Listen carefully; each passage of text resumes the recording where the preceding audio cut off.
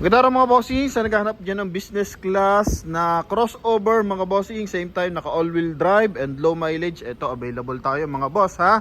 Isa po itong 2017 na Subaru Forester mga bossing. Yan, naka all-wheel drive to mga boss. Naka power seat, leather ang upuan, then naka panoramic sunroof. Mileage nito mga bossing 31,945. Ikutan lang natin ang bahagya to mga boss ha. All disc brake to mga bossing, walang basag yung ating taillight tsaka headlight.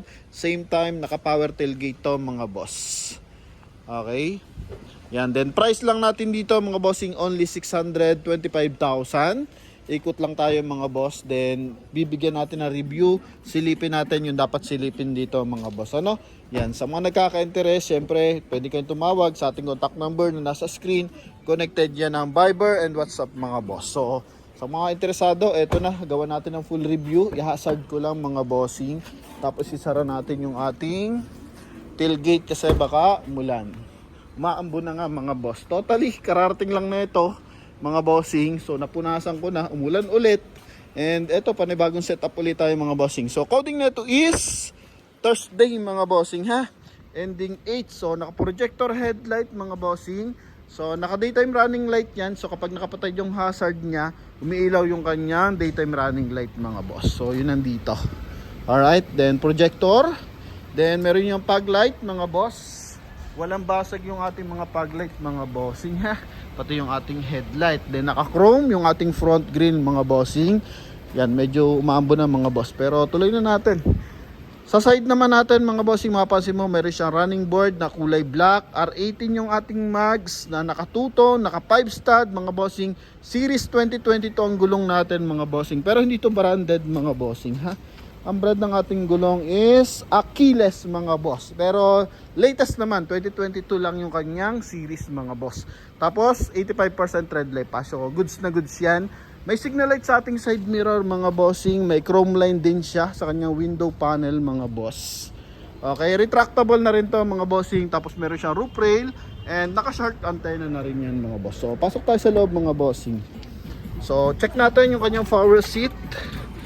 Yan mga boss. Okay, so ano pa to mga bossing ha? Stock leather pa. May konting gasgas lang, tsaka stretch mark ng bahagya. Pero hindi naman siya ano mga bossing. Hindi pa siya punit mga boss. Medyo malaki lang ang ano dito. Possible yung driver. Then the rest, parang hindi naupuan yung ating mga upuan mga boss. Then meron siyang amplifier mga boss. Kaya tingnan mo yung kanyang music. Okay? Maganda yung ano bigay ng ano natin. Although maganda talaga ang bigay ng sounds ng ating mga Subaru, pero mas in-improve to kasi mga bossing, naglagay siya ng amplifier. Then naglagay din siya ng 2-din audio system mga boss.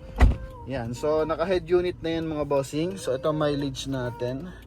31,945 mga boss, no? Na natin. So ang ganda ng impact mga bossing, nakaka-enjoy gamitan kapag ganito mga boss, no? Yan. Then ito mga bossing, naka cruise control, hands-free connection para sa ating 2D audio system mga boss. Naka power fold yung ating side mirror, magkabilaan yan mga bossing. Okay, so baba lang natin ang bagyang window. Ito mga boss, power adjust. Okay, then dito rin mga bossing. Then dito nakatint din yung kanyang blind spot mga bossing, yung kanyang ano, quarter window mga boss. Ito, magkabilaan. So pag may sumisingit, nade-detect mga bossing. Then sa ating steering wheel, goods na goods pa, walang punit, stock leather pa to mga boss. So naka dual airbag to mga bossing. And same time may mga airbag din to sa side. So sa ating dashboard, kulay black, tapos may polish gray mga boss. Ganito rin sa kanya center console. Although hindi pa ito na-detail mga boss, as in kararating lang na ito. Then available natin dalawang susi mga boss. Push start ang ating unit mga bossing ha. Yan. So naka ano na rin siya mga bossing. Auto adjust yung ating ilaw mga bossing. So hindi naman siya totally adjust. Tag dito, automatic light lang siya pag dumadaan ng mga tunnel mga bossing. So kusa siyang umiilaw. Then naka-automatic wiper. So once na naka-on yan, dalawang yan. So kusang umiilaw sa mga tunnel at saka pag madilim na, kusang umiilaw. Same time naman, pag ito naka-receive ng ulan yung ating windshield. So kusa na naman siyang nagwa-wiper o kahit tubig lang mga boss. Ano? Yan. Tapos, ito, may memory seat yung ating memory height, tsaka memory seat pala, sorry. Memory height pala to mga boss ating power tailgate. So, ang ano na ito mga bossing, ang ibig sabihin, kaya meron tayong memory seat. Pag sa parking kasi dikit-dikit yung mga sasakyan. So, pag hindi siya naka-memory seat, aakyat ng mataas yan mga boss. I-demo natin mga bossing. So, in-off ko yung ano, in-on ko yung memory seat mga bossing para ganito yung makita nyo. So, half lang yung angat niyan mga boss. Para na sa ganon is maprotektahan yung kabilang side. Okay, so ganito lang ang lalabas dyan mga bossing. So, makakuha ka lang ng ilang item or ibang gamit. Pero pag naka-off yan mga bossing, okay, so aangat ng todo yan. Kasi baka mabili to sa atin mga boss, tapos magreklamo yung makakabili. Kasi bakit kalahati lang yung buka ng ating tailgate. So, ganito naman siya. Long press nyo lang mga boss, tapos hintayin nyo lang mga bossing, up ng tuluyan yan mga boss, no? Okay? Yan. Tapos dito sa ating door panel, so naka leather, chrome, na kulay black. Ito yung ating ano naman, memory seat. So pag pinindot mo yan, kusya siya nagse-set up. Okay, so yun nga lang, hindi pa pwede yan sa matatangkad kasi nga muurong doon. Kailangan naka ano ka dyan. May set 1, set 2, set 3. Yan mga boss. Okay, so dito lang hanggang set 2 lang mga bossing. So pag matangkad ka, set 2 ka possible. Kasi pag maliit, so ano yan, didikit ka sa steering wheel mga boss. Ano? Okay, tapos punta tayo dito sa second row. Yan, sa second row naman mga bossing, naka-plastic pa yung ating armrest mga bossing. Then pagdating dito sa likuran, para sa hindi nauupuan mga boss. Yan ha. Okay, then ito yung kabilang side. Even dito mga boss, talagang maayos na maayos pa mga bossing. So pag nabapping tot na detail, so may mas ilalabas pang kintab to. So taillight natin mga boss, magkabilaan, buo yan. Okay, mga hydraulic assist, goods yan mga bossing. Papalinis lang natin yung mga ganyan mga boss. Oh. Pinagtamaan ng mga konting bagahe mga boss para at least mas malinis pa mga bossing. Tapos power fold. Okay, sa kabilang side, yan, power fold. Para in case maglalagay kayo ng mga bagahe or babae ang gagamit, so mas madaling itiklop yung upuan. Tapos dito, meron din siyang pang-close ng ating power tailgate mga bossing. Yan ha. Forester na mga bossing, premium variant. Okay? Yan. Then sa kabilang side, ito, kabilang side natin mga boss. So pag-akyat nito, pagtayo, pag-race, so manual lang mga bossing, pero malambot. Yan mga boss, ano? Tapos sa mga upuan natin, all goods yan, pati din sa flooring, goods na goods. 100% na hindi binaha. Yan mga boss, tsaka walang mga basag talaga yung taillight natin, tsaka headlight mga boss. So kung meron man to mga concern, papakita natin maya maya. Okay, so pumasok lang yung mga dahon kasi kanina sineset up natin.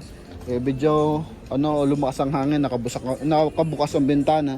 So yun, nagpasukan yung mga dahon-dahon mga boss, no? Yan. So after ma-detail na ito, so maikikisig pa to mga bossing. Yung ating flooring mga boss, kita. Yan yung ating chassis number. So check natin mga boss yung kanyang engine bay. Yan. So turo muna natin yung ating concern. Ito lang mga boss. Ito. Pakita natin. Yan mga bossing ha. Then, saan pa ba? Dalawa lang yun mga boss. Ito. Okay. So, yan. May mga minor dents lang mga boss. Then, the rest, all goods to mga bossing. So, check natin yung kanyang engine bay mga boss. Ito mga bossing ha. Sa gulong natin mga bossing, makapal pa to, 85% tread life pa mga bossing. Ito naman yung kanyang engine bay. So totally, hindi pa to nalilinis mga boss. Pero mas maganda to mga bossing. Nakikita natin, wala siyang mga tagas. Yan mga bossing. Mga alikabok lang lahat yan mga boss. Okay, wala mga tagas yan mga bossing ha. Then makina na ito is 2.0. Naka-Amaron battery tayo mga boss. Yan. So sa lahat na nagkaka-interest, buo ang mga panel niyan mga bossing. Pati dito. Yan, naka-upgrade lang yung kanyang busina mga boss, pero walang lupin panel mga bossing. Maayos ang tunog ng makina. So yan. Insulator, papalinis lang natin to mga bossing. So sa mga nagkaka-interest dito, so tawag lang kayo. After malinis, gagawin ulit natin to ng mga picture. Okay, so yan. Silipin natin, double check natin. I think 2.0 to mga boss. Kasi ang 2.5 net is yung turbo. Yung eyesight na XT variant mga boss. Pero double check natin. So walang papers dito mga boss, no? Hoping dito meron. Pero klarado naman tayo. Ano man to, 2.0 mga boss, no? Yan, tapos service record, meron naman siya mga bossing. So hindi siya nagagamit na ilang taon talaga mga boss. 2018 pa yung kanyang service record. Oh. Na-imbak na lang to mga boss. So yun, sa mga nagkaka-interest dito mga bossing, so tawag na. So ang mga gusto magpadala ng mekaniko, so pwede naman mga boss, ano? Yan, so tawag lang mga bossing. Maraming salamat sa suporta. Advance Merry Christmas sa lahat ating viewers and buyers na nakapalibot sa buong mundo mga boss. Thank you and bye bye. So ulan na.